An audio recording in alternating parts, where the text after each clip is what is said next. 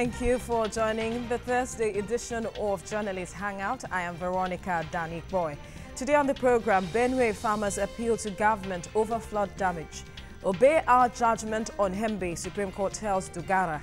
Benue APC denies Alimodu Sheriff's return bid. And later on the program, NECA faults MBA, says economy still in recession. I will be hanging out with Babajide Kolade Otitoju, Wale Adeoye and Ismail Omikpido. Journalist Hangout starts now.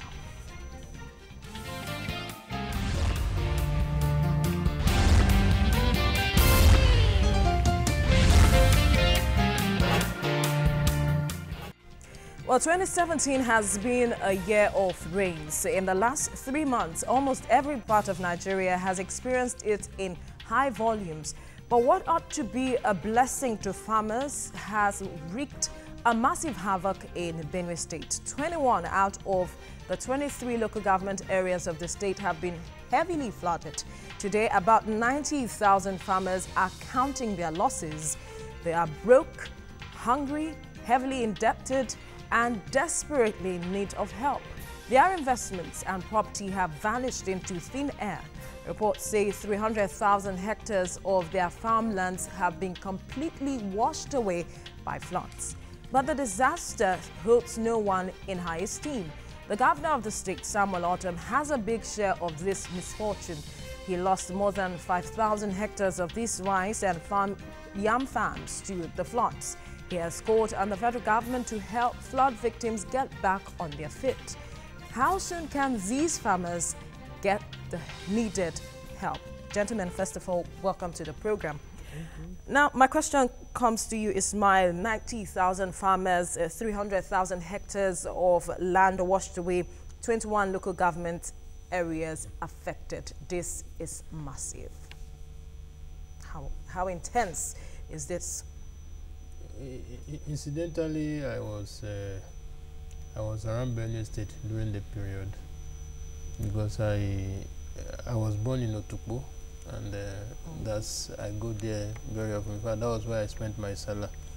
A lot of friends were calling to find out if the flood did not, even affect our home. The flood is heavy because my younger sister, who lives a street just a stone throw from us, we could not access their house through the normal route we were used to. In fact, our kids almost, got sunk in the mud. Now, but the problem we have in this country is that even when we know that disaster is approaching, we hardly prepare for them. For instance, we all know that we have ecological fund. Yes. And the ecological fund is supposed to take care of emergencies, disasters like this. But that's still functional? No. It is not. I think the last one Benue State assessed was in 2013, and it was used for politics, 2 billion naira. Now the help the governor is asking for, I don't know how soon the help will come, because ordinarily one would have advised the governor to do something first before help comes from the federal government. But a state government that is struggling to pay salary certainly cannot dip hands anywhere, to assist, the farmers. But they are seeking help from other states around Wali. How do you see this playing out? Well, it's a very unfortunate incident. And the first thing is that we should not see it as a problem of Benue people alone. It's a national problem, because it happened in Benue. It can also happen in the surrounding states. Some other states were even affected. That are very, Now, this is another acid test for Nigeria. How prepared are we when we have natural disasters? This is a natural disaster, but in a way, it's also predictable. In other countries, the meteorological agencies will have warned, farmers. But there was a warning. Yeah, there was a warning, but the farmers are saying that most of them are not actually aware. It's not enough to just announce it on radio. There must be a constructive way that the associations of farmers and the stakeholders will be engaged by the agency. And of course, this thing has happened before. It happened in 2012, where even about 30 people died.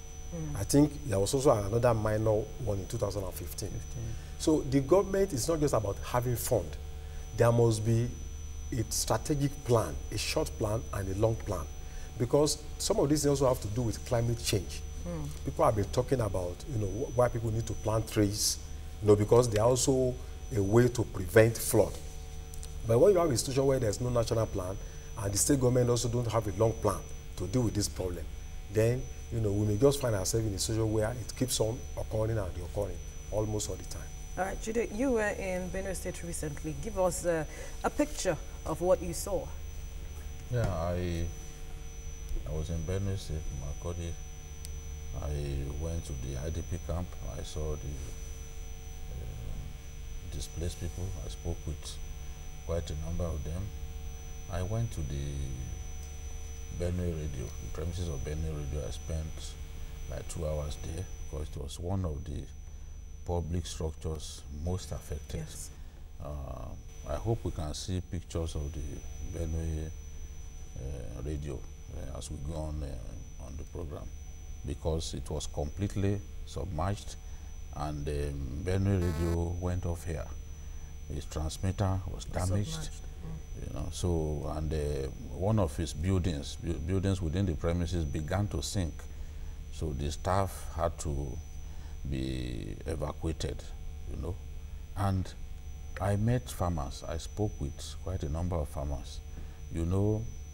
One reason it was particularly painful in terms of the number of people affected was because the governor set aside 2 working days in a week for people to take to farming.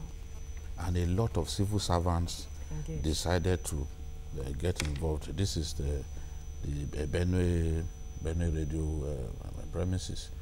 A lot of people got involved in farming.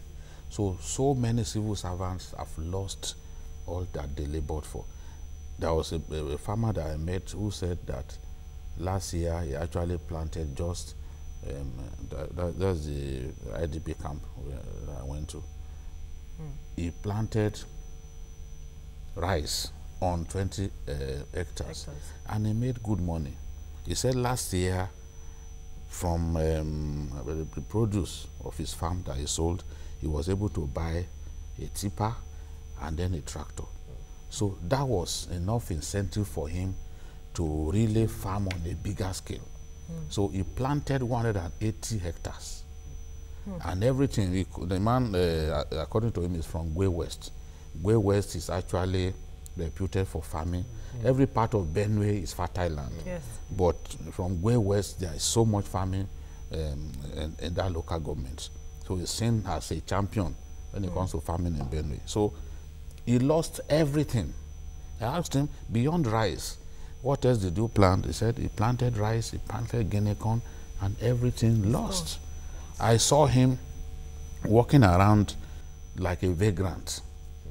When you've lost everything, all the money you've invested, and you do not have a home anymore, it can really make you turn out like a mad person. That was this state in which I met this man. And I also met some civil servants who said, see, we got involved in farming because we felt that, look, there was need to farm, and then the government encouraged people. Don't forget, a lot of those civil servants are being owed several months' salary. Yes. So farming on the side enables you to be able to feed your family. But everything has literally collapsed on them. So it's terrible. And the most painful thing about this whole thing is the people do not even know where to go. What do we do next? They do not know. In the IDP camp, I met disgruntled people who are saying, look, that even food that they bring for us, we do not know what they do with the food, that in the night some people will steal our food and all that, and they were going to riot. But the deputy governor was dispatched to the place, and somehow peace was restored. I feel so much for our people, because if you get people involved in farming, they were saying that the rains didn't come on time. The rains didn't come on time, but when it came, they are usually, maybe from the lessons that we can pick from some of these things, especially for those who are not professional farmers, they were saying that because of the encouragement that the government gave, many people were just looking for where to farm. And some of them even went and farmed on floodplains. So when you farm on floodplains, you should know what to expect when we have this kind of flooding. So I really don't know. This year appears to have been lost, because you don't have rain all the year round. So once you lost an opportunity, you've lost it. They've lost this year, a lot of those farmers. Government needs to now come to the aid of people who have taken to farming as they were encouraged by government and have now lost everything. Government needs to see what it can do to encourage them. It's not just enough to come around and address people. People must see concrete measures being taken to make life better for them, to lift them out of the doldrums. So that is what I think needs to be done now, because the people I saw, in fact, I really, really pity them. Some of them, all the books that they've had throughout their life, I mean, destroyed by... Some had to run out of their houses because it's at the brink of a collapse. Collapsing on them, yeah. Yes. Yeah. So, but then the governor, Ismail, is saying that Nigeria is at the brink of a food crisis. Is that what we might be the effect or result of this flooding in Benue State, seeing that farmlands have been swept off by the floods and no one knows where, the farmers don't know where to turn to? It's very possible. It's very possible because apart from Taraba State, the only place we get yam in large quantity is from Benue State. And we were exporting yam. And it's from it's from Benue State. Most of the yam we eat down south. Yes. You get them from Benue State. It's called the food basket of the nation. So the governor is not far from the truth. The governor is not far from the truth. However, I want to also suggest that when government encourages civil servants, especially to go into farming, there should be a sort of safety net for them. For instance, if government are taking the measure to take insurance cover for some of these farmers, no matter how little it is, no matter how small it is, I'm sure some of them will get some, because I don't know how government want to compensate them. Because some of them took loans. Yes, of course. One good thing that the recession we experience in Nigeria has taught majority of us is that we can actually farm.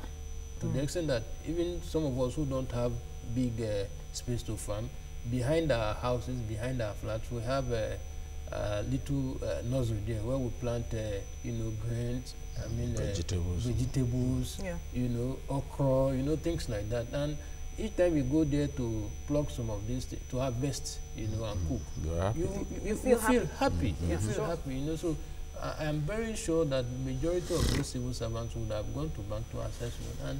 And the way banks, are when they want to recover their loan, very aggressive. So government has to, by whatever means, must have to intervene to save some of these. Or it could lead to suicides. Yes, because when a man, for example, it's possible that some of them would have even used their house as collateral. So just imagine when the bank will now civil servants, especially to go into farming, there should be a sort of safety net for them. For instance, if government are taking the measure to take insurance cover for some of these farmers, no matter how little it is, no matter how small it is, I'm sure some of them will get some, because I don't know how government want to compensate them. Because some of them took loans. Yes, of course. One good thing that the recession we experience in Nigeria has taught majority of us is that we can actually farm. To the extent that even some of us who don't have big space to farm, behind our houses, behind our flats, we have a little nursery there where we plant, grains, vegetables, okra, things like that. And each time we go there to pluck some of these, to harvest, and cook, you feel happy. You feel happy, So I am very sure that majority of those civil servants would have gone to bank to access loan. And the way banks, when they want to recover their loan, very aggressive. So government has to, by whatever means, must have to intervene to save some of these. Or it could lead to suicides. Yes, because when a man, for example, it's possible that some of them would have even used their house as collateral. So just imagine when the bank will now come and knock and say they want to sell off the house. The man has nothing. The man can take to suicide. Suicide as an option. All right, now let me come to you, Wale. What concrete measures can the government take now concerning these farmers, and also in looking at long-term plans as well, maybe developing food banks and all of that, such that issues like this, we do not find ourselves at the brink of a food scarcity? I think that is the greatest challenge of the Benue State government. How did you convince these farmers that next year, we are not going to encounter the same problem? They are in a very hopeless situation now. So you need to re-energize them and give them hope. And I think that means you need concrete plans that give them assurances. You need to convince them that you have enough plans in place, enough strategy to ensure that by this time next year, they are not going to face another calamity. And I think that is what should be most important, to those farmers. They have lost this year already. They are indigenous people. They have no place to go. That is their land, So what is the government really going to do? It's not just about talking about, fine, you need to get funds. What strategy do you have in place to ensure that this will not reoccur? Or that even if it occurs, the damage will not be as monumental as we have to do. Yeah. So what and I think it should not be left for the government, for the Benue State government alone. NEMA, the meteorological department of the state, the federal government itself must also come out with an action plan, because we are in a period of recession, whether we are out of it or not. So if we are faced with food security challenge, it's really going to compound a lot of problems. We may not feel it for now, but in the next few months, most Nigerians will realize that what happened in Benue State is not, it's not a calamity limited that affects to them Benue alone. That is really a national calamity. But Chide, if there was an ecological fund that was initially slated for issues like this, say 2013, why haven't we seen an issue where someone is brought to book as regards the diversion of those funds that was meant to address issues like this? Because as we were told, these ecological funds were meant to, fight or ensure that there is not much damage as we have seen right now. Yeah, the ecological funds can be used to cushion the effect of the damage inflicted by this kind of disasters. But you know that the people who dip their hands into the ecological funds and spend it on campaigns and all that, there are people more powerful than you and I. There are people who are above our laws.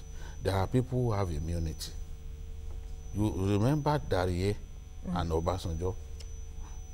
They used ecological funds to fund Obasanjo's re-election. Okay, if you could just quickly hold the thought. We have Oladipupo calling from Ogun State. Are you there? Yeah. Hello? Hello? All right, go ahead with your contribution. Yeah. What I want to say... Hello? Go ahead. Yeah.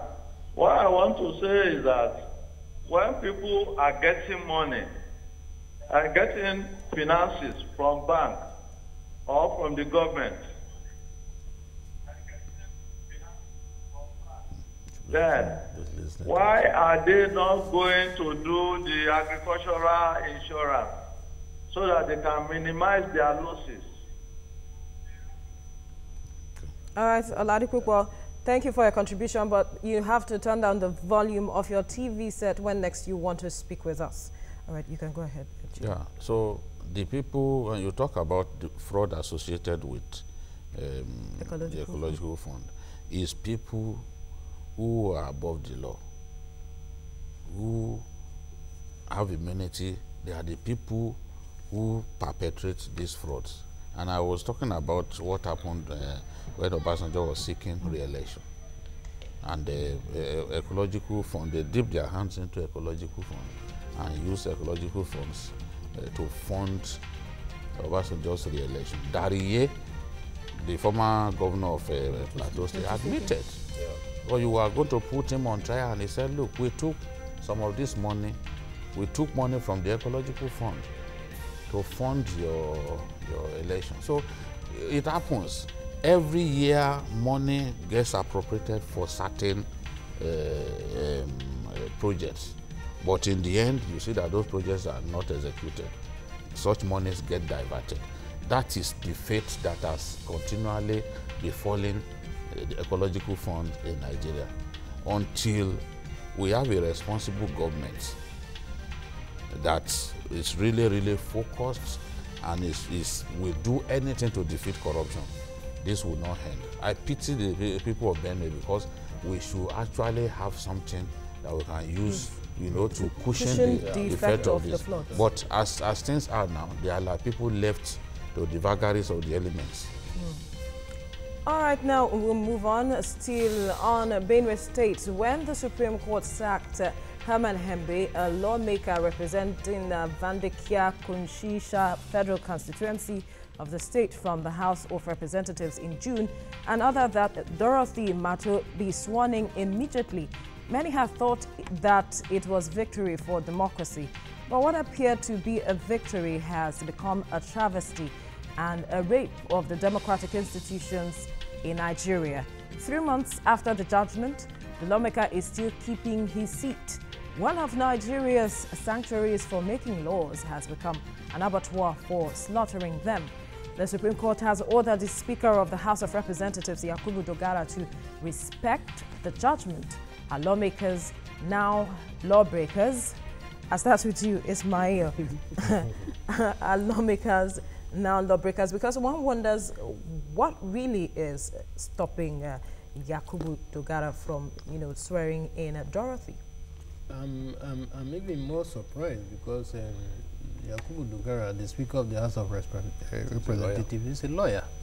And as a lawyer, he knows, I'm not a lawyer, he understands the law better than I do. Because when the court gives a consequential order, what it means is that whatever you want to do, you must carry out that order first. Whether you want to appeal it or you don't want to appeal it, you must carry out the order. And I think the Supreme Court order that was delivered around June, I think June 23rd or thereabout, was a in fact, it was clear that the woman must be sworn in immediately. And I think a week later, the woman actually went to the National Assembly hoping to be sworn in. Nothing happened. From the reports I read, she waited. They said she should wait. She waited, and the session ended on the day she was not. In fact, some reports said the woman shed tears, at the National Assembly. Now, but if you look at the history of our National Assembly, Dogara will not be the first speaker or the first presiding officer to ignore orders of the court when it comes to swearing in.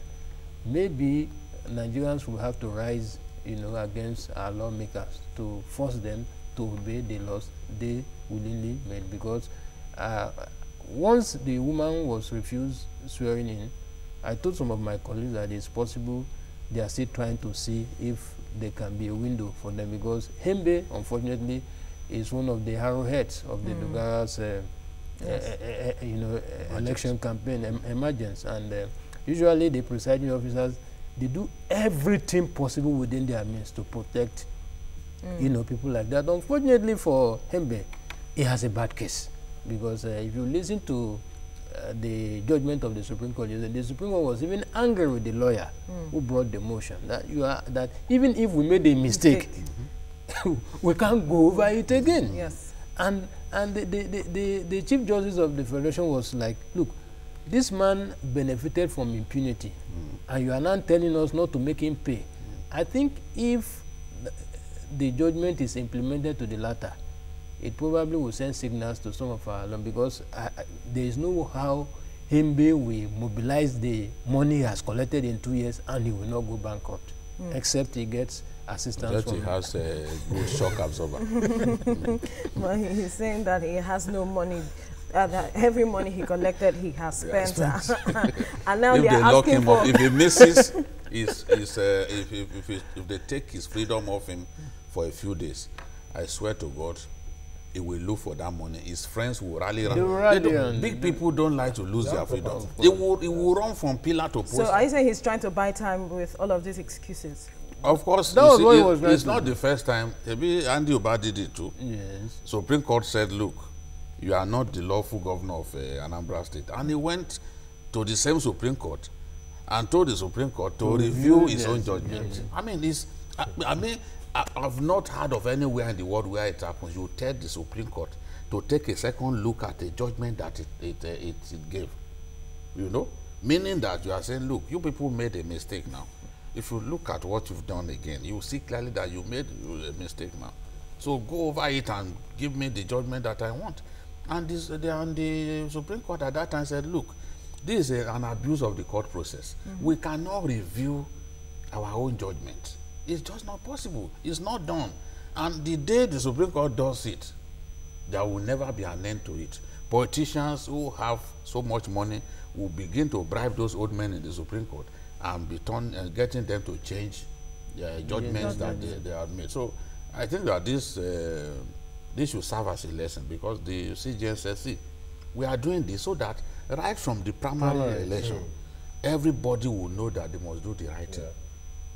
So that they are sending a clear message that you must do the right thing. And Hembe, I believe, has made enough money in that in the National Assembly. You know, he's been around for some time, and he's always linked with scandals. Scandals, people always accuse him of trying to extort money from them. Remember Aruma Ete's matter? Yes. He was the arrowhead. Even recently, You know? Another one with Pius Ayim. Pius Ayim was saying, look, you repeatedly you are harassing me.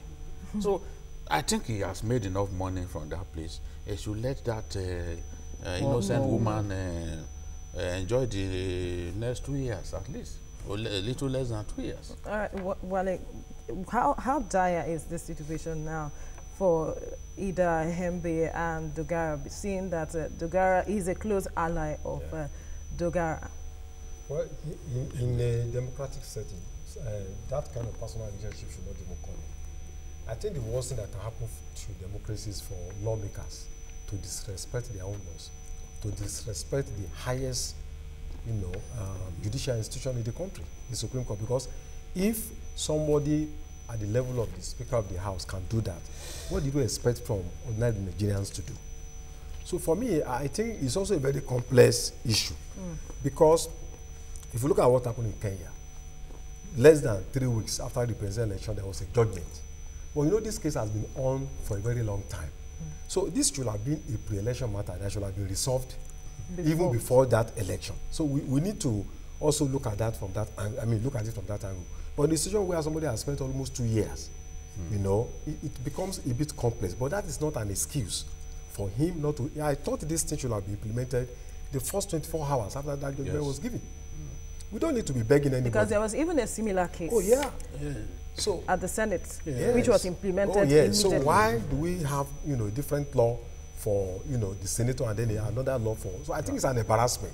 The speaker should feel embarrassed that he has to push the Supreme Court to the extent that they have to speak out. It's really a very bad signal. Should be ashamed of it. Should be ashamed of It's close to itself. 3 months now. Yeah. It's close to 3 months. The judgment was delivered in June. The judgment was very delivered. bad. The judgment was delivered in But June. if the message is clear, are we sure that at the base of the elections, as we are saying, that issues like this will not repeat itself? Well, our politicians don't learn lesson. They don't learn at all. As a matter of fact, the Benue State governor was even lucky, because what happened to Hembe would have happened to him. Because the law is very clear. Even though PDP took him to court based on that, but the law is that if you don't participate in the primaries, you cannot challenge the primaries. Now, fortunately for the... You are not offended. Yes. Fortunately for the governor, the leadership of the APC at the time saw the danger and quickly called those who were opposed to him from within the APC told and said, please, for God's sake, this man has emerged governor, can we allow this thing to die? I think that was when they withdrew, the case from... They reached out to them and they had to withdraw the case. Well, otherwise, if they are taking... Will have lost the seat. Otomto would have lost this. If you don't participate in the primaries, you cannot challenge the primaries. Now, fortunately for you are not offended by the offended, outcome. yes. Fortunately for the governor, the leadership of the APC at the time saw the danger and quickly called those who were opposed to him from within the APC to and said, please, for God's sake, this man has emerged governor, can we allow this thing to die? I think that was when they withdrew, you know, the case. They reached out to them and they had to withdraw the case. Otherwise, if they are taking, will have lost the seat. Otomto would have lost the seat, because it's very clear. Once you don't emerge from the primaries, you cannot stand for an election. And I said our politicians will never learn, because we have seen primaries taking place. I think that was Ishaku too. There is the same thing. We have seen primaries taking place as recent as that of Anambra. If you listen to reports from all those who took part in the primaries, it is this same complaint after another. You know, showing clearly that our politicians appear not to be ready to learn. And if they are unwilling to learn, I think Nigerians must find a way to force them to learn. Do Nigerians have that willpower to force them to learn, as Ismail has said? Well, it is the consequences of their refusing to learn that will teach them lessons. Well, there's little or nothing that we, the other Nigerians, can do. Where a man chooses to go the way of impunity, if our laws will be interpreted correctly, you will always pay for impunity. So it's not even we, the Nigerian people, who will punish them. It is the law that will eventually punish them and get them to realize that, look, impunity does not pay. There is so much impunity in our political system. You say primaries. Even Dino Melai didn't do primaries. Didn't do primaries, and is there jumping up and down in that National Assembly, you know, behaving like a marquis. He didn't do primaries. You see, so party leaders want to impose their favored candidates without even respecting their own party laws.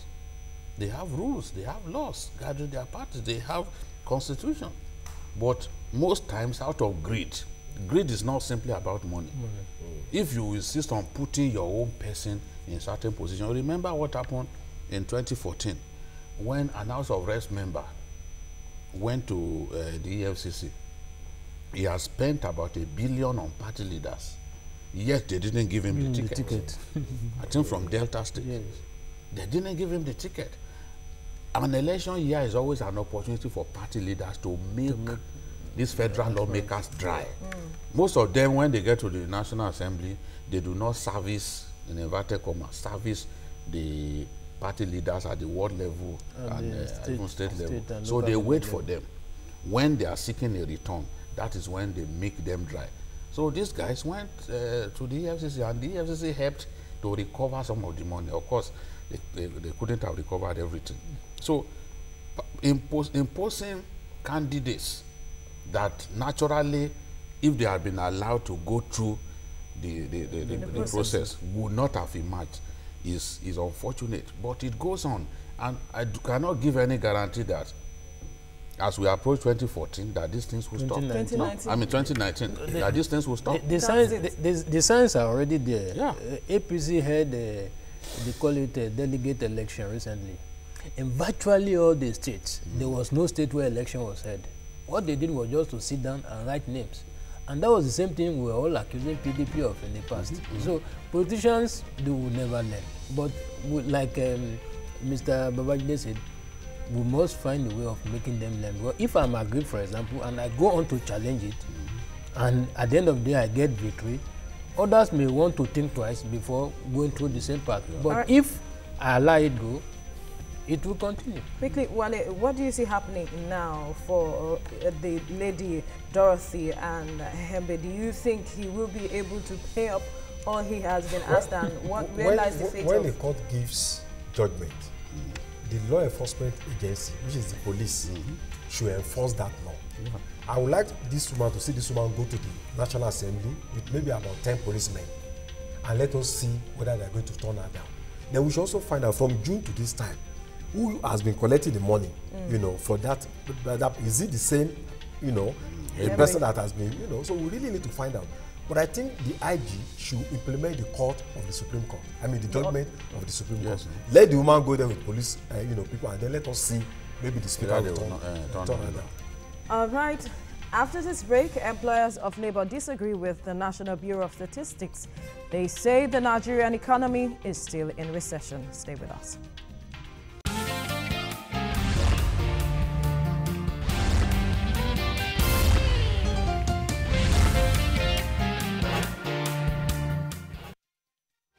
All right, still on politics. One of the few things that Senator Alimodu Sheriff has successfully failed at doing in recent times is to perpetuate himself as the chairman of the People's Democratic Party.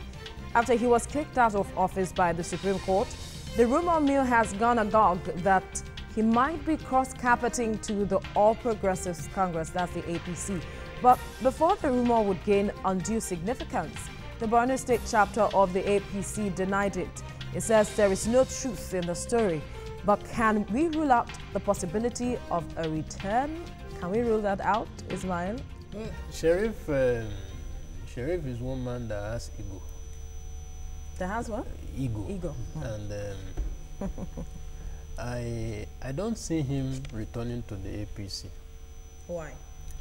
Because one, most of those who are in APC today had left the party because of Sheriff. They left for the PDP. That's from EMPP. You know, from 2003 to 2011, Sheriff was virtually in charge of Benue State politics and the game. Unfortunately, by 2011, as an incumbent governor, as a sitting governor, he lost the election to go to the Senate after 8 years. I think that was when his political influence, began to decline. But even at that, the Jonathan government embraced him towards 2015, because don't forget he was the BOT chairman of the EMPP when they were discussing the merger issue, and that also gave him the opportunity to be involved in the things that were happening. But because those who were involved in the merger, they know him, they know they cannot trust him, they were looking for a way to edge him out. Unfortunately for him, he played into their hands by confronting virtually all the leadership of the the legacy parties, and that was how they sent him. He left the party in anger, in frustration, and went to PDP. Now, when he got to the PDP, he boasted to the then president that he would deliver Benue State, for him. Unfortunately, most Nigerians never knew that to win Benue in 2011 was made possible through the support of Kashim Imam. Kashim Imam is a formidable member of the PDP. He left the PDP with some of his supporters. As a matter of fact, he was the one who donated late Zana Mustafa, the former deputy governor, to the current governor, Kashim Shettima. His group donated the deputy governor. So they left together. But Sheriff again, ditched Kashim Imam. So Kashim Imam presently is in APC. Sheriff is one leg in PDP, one leg in APC. But the Benue people in APC will do everything, anything within their powers to frustrate the return of Alimony, because they know that his return to the party will destroy the party once again. In the state. In the state. Well, it is the same view. Well, every politician has ego, but not every politician has conscience. What is more important to me is whether he actually has conscience. Because if you really have conscience, you have to, be guided, by certain principles. Why did you want to join this party, and what does that party stand for? But for somebody to have moved from, EMPP, he abandoned APC in 2015 to join the presidential train, and shortly after they lost, then you stayed back there. Then when you lost at the Supreme Court, then you are now trying to find your way into APC. I think I see him as a very flirtatious politician, and somebody with that kind of character, he can do anything. There are two major trends now, the APC and the PDP. He can't go back to PDP, maybe because of ego. I think he will try as much as possible to to find its way back to APC. It might be very difficult. If you look at what the Bono people are saying, they are not actually asking him not to join. They are saying he should go back to his ward. Yes. No, they want to frustrate him from there. That's what they did to your, to Ojus or Kalu. Look at what happened in 2003. We had Asiwaju, who was in only one party, the only party in the Southwest. But he stood his ground. He didn't cross over. But for this person that, he can't stand the heat. So I think within a very short time, you will find him in APC. If they are ready to accept him to join the party, he will join. Jide, what do you see a Modu Sheriff willing to eat the humble pie and come back to the party? But from what I'm gathering here now, his political antecedents don't seem to be working well for him. You see, Sheriff is a modern-day Nigerian political leper. Nobody wants to have anything to do with him. That is a fact. They know that he's a poisonous character. Once he gets into that party, the party is finished. But he could have become a change man. No. You see, once you are 25, psychologists say your character is formed. You are at that point beyond character reformation. It will take a massive character transplant to turn Sheriff to a politician that you can trust. Character transplant. And I don't think that modern medicine, I don't think modern medicine has found a way to do character transplant. It's not heart transplant. But he has to show some relevance. Come 2019 is by the corner. Yeah, you see, the thing is, the best thing for him is to remain in the PDP. Because the best thing for him, but his ego is the problem. Look, if at the time he lost at the Supreme Court, he reached out to McCarthy that, look, we are brothers. We are in the same boat. We are in the same party. We both can't win. Somebody has to win. If he spoke in that manner, they will be able to give him a benefit of the doubt. Although those people too will still not totally trust him, given the extent that he went to destroy their party. At least he still has some people within the party who were a bit sympathetic to him. People like Mantu, even people like the Bayelsa governor were trying to give him a benefit of the doubt.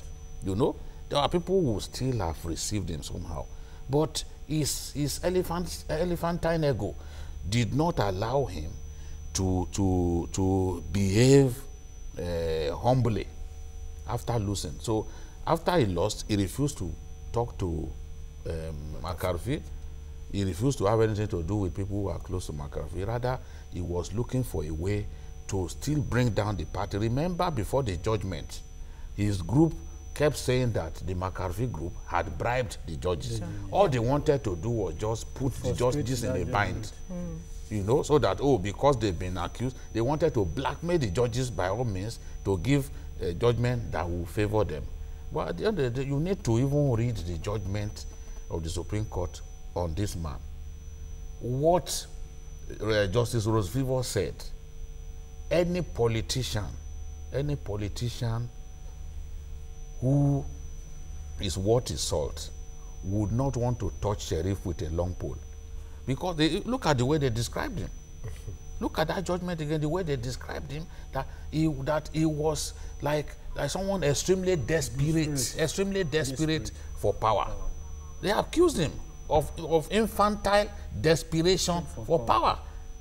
If the Supreme Court can use those words on you, I, as a politician, I don't need anybody to tell me again that I'm better off staying far away from you. We have a caller on the line. Ego did not allow him to behave humbly after losing. So after he lost, he refused to talk to McCarthy. He refused to have anything to do with people who are close to McCarthy. Rather, he was looking for a way to still bring down the party. Remember, before the judgment, his group kept saying that the McCarthy group had bribed the judges. All they wanted to do was just put the judges in a bind. you know, so that, oh, because they've been accused, they wanted to blackmail the judges by all means to give a judgment that will favor them. But at the end of the day, you need to even read the judgment of the Supreme Court on this man. What Justice Rosevivo said, any politician who is worth his salt would not want to touch Sheriff with a long pole. Because they, look at the way they described him. Look at that judgment again, the way they described him, that he was like someone extremely desperate for power. They accused him of infantile desperation for power. If the Supreme Court can use those words on you, I, as a politician, I don't need anybody to tell me again that I'm better off staying far away from you. We have a caller on the line from Adamawa. Are you there? Hello, yeah, I'm here. All right, go ahead with your contribution, scholar. I'm here. How are you? Very well, Yeah, thank fine. you. Babajide, good evening. Good evening, sir. I wanted to congratulate you for the award you've gotten. Thank you, sir. So the issue of Sheriff already is a calamity, is full of calamity. Yes. Over the time, I've told people that it's an empty shell. Yeah. He has never known that he has outlived his usefulness. Oh. Today you are here, tomorrow you are there, gigoloing everywhere. So he has no relevance again. So it's not even an issue. The most reason why I'm calling people is just to congratulate you people. If it were him, I wouldn't have even wasted my thank you. Thank you. Thank you, I scholar. wish you the best. Thank you, scholar, for your contribution. So are we closing the political doors on Modus Sheriff? Is that what He it has is? closed it on He himself. closed it on himself. You know, when he was fighting his battle in PDP, I remember I did a piece, Sheriff's last battle, because, and there I stated it clearly that if he loses this battle, that may be his end politically. Yeah, because if he's not well accepted in the PDP, he can't go home. As we speak now, he's like, you know, when he was governor, he used to accuse the PDP politicians of being Abuja politicians. Unfortunately, That's what today, they are describing him with. he is now Those being words. described as Abuja politician. And you know, in Bronu, once you are not Is on it that he ground, doesn't go home regularly? he doesn't go home regularly. Anymore. Where will he go? So, That's why they ask him to go to his ward, because they know he can't go He there. can't no, go even if he goes there, although that area is very dangerous. Now, this Ngala. Yes, he can't go But there. their plan would be that once he goes there, they will tell the executives at the chairman ward to level, refuse don't him. register him. That's why I always say that when people like Fashola say, no, we can't stop people from joining our party, it's a lie. You can stop people from joining your party. That's Because always been. Theodore Oji did it in Abia State. He stopped Oji Okalu from returning to the PDP. At the ward level, they refused to register him. So once you are not registered at that ward level, you are not a member of the party. Anymore. I'm sure that's what they will do to him. Let's hope so. All right.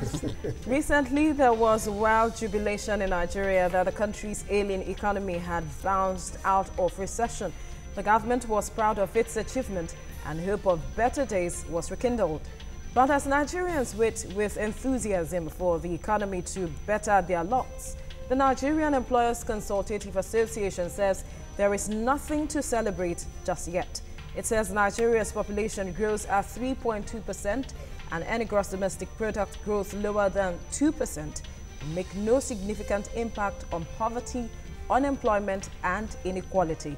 In plain language, the economy is still in bad shape, and unless government adopts effective policies, things might get even worse. What does this mean? I'll start with you, Wale. Yeah, I was one of those people that was a bit cautious, you know, when I read the statistics from the National Bureau. Because when you are talking about the growth of the economy, we are all stakeholders. It's something we can feel, relate with. you know. And, you know, this intervention from NECA is significant because NECA is a major stakeholder. Yeah. In fact, the Bureau of Statistics should rely on figures supplied by NECA and MAN to, you know, to determine, you know, its indices. So I think most people are, you know, are likely to believe what NECA has said, because that seems to be the reality on the ground. Yes.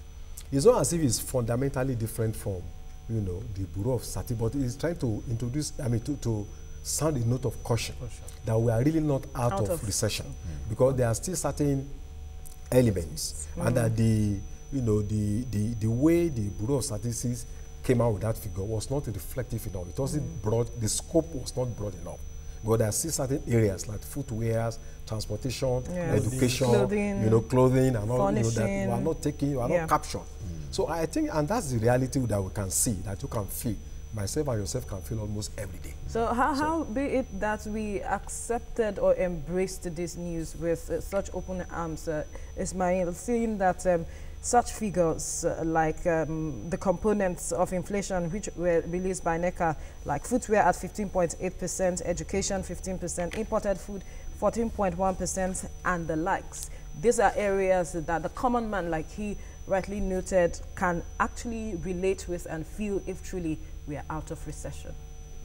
Honestly, when the news about us getting out of recession came in, I think Nigerians received the news with mixed feelings. It was mixed reaction. In fact, I recalled some on the social media, a lot of, even though some did it out of malice, but it was clear. And even the government itself, the statement issued by the president, so that we should, you know, take it. So it means that the government itself is aware of the facts on ground. And my take on this is this: when we were in recession, we never needed anybody to tell us we're in recession. So also, if we are out of it, we should be able to know, you know. And the president also said that the success of getting out of recession cannot be said to be a result until the common man, the common man feels the impact of getting out of recession. So, a very honest person. And if you see what NECA said it clearly that, look, certain things must be put in place to ensure that we don't, you know, relapse, you know. And the percentage of our getting out of recession was very, very insignificant. Very, very marginal. I think about so we can just say it's economic growth. Well, whichever language we call it, let us feel the impact. Once we feel the impact, we don't need any bureau to tell us we're out of it. We ourselves will know we're out of it, and we'll celebrate together. The NECA president was talking about the fact that the government has to come up with concrete, you know, policies that will boost the confidence, and also the economic recovery growth plan. What do you think could these policies responses be that the government should come up with? Yeah, for example, manufacturing, you must provide this foreign exchange that they need to buy raw materials that they need. Look at pharmaceuticals, for example. Pharmaceutical companies employ so many Nigerians, and if we want to depend less on foreign products, I can tell you that our indigenous pharmaceutical companies they produce good drugs rather than some of the fake drugs that are brought into Nigeria from India and other parts of Southeast Asia. So, but they are facing problems at this point because they can't access forex as much as they would want to bring in this, the raw materials that they need to produce drugs locally. So you need to take care of all of that. We say we are out of recession based on the fact that, okay, positive growth for 5 consecutive months. But what is this? What is the level of the growth recorded? It's largely infinitesimal. And I can tell you that if today oil prices go below the $40 mark, we'll be in trouble. We'll go right back to recession. Also have because the electric cars issue. We are in a situation in which we are very lucky. Oil prices have stabilized at around a little over 50 and all that, which is good for us. But if it goes down, that should tell you that we are still in a critical stage. It's very fragile. The growth that we have recorded is very fragile. Any honest economist will tell you. And our president is a honest man. That's why my respect for him remains. He said, look, we are looking at this we are taking this report with utmost caution, which means it's nothing to celebrate about. So if we celebrate, if we stand on rooftops and you are celebrating, that you are celebrating 0.5%, then something is wrong with you. You should actually join everyone in pushing that government puts certain measures in place that will stimulate production, that will ensure that the economy begins to do well. Out there, job losses are still happening. Yeah. Before, if a Donald Trump would talk about, you saw his speech, you listen to his speech. If he would talk about progress made in America, he would talk about job gains, not job losses, job gains.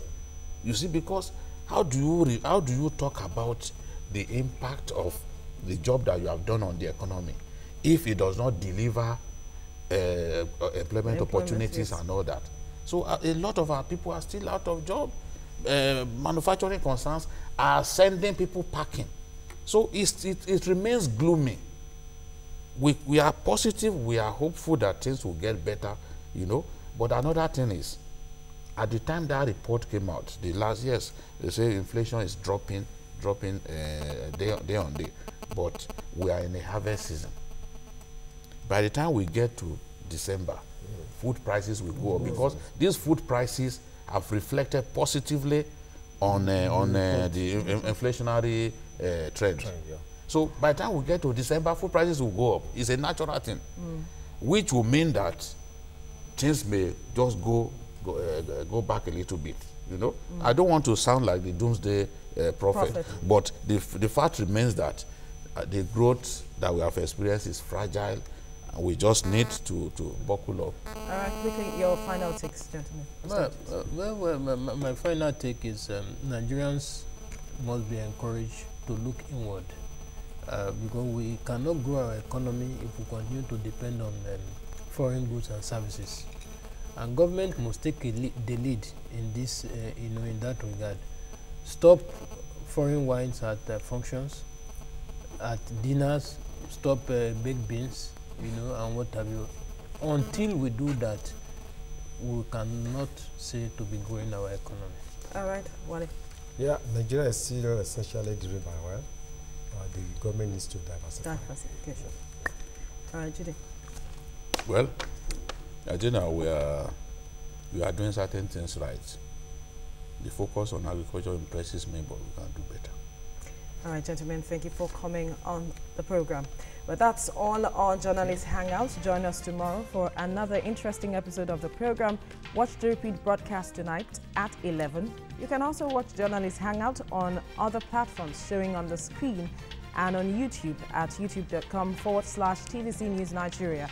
Our feedback channel is Journalist Hangout at tvcnews.tv. I'm Veronica Danny Boy.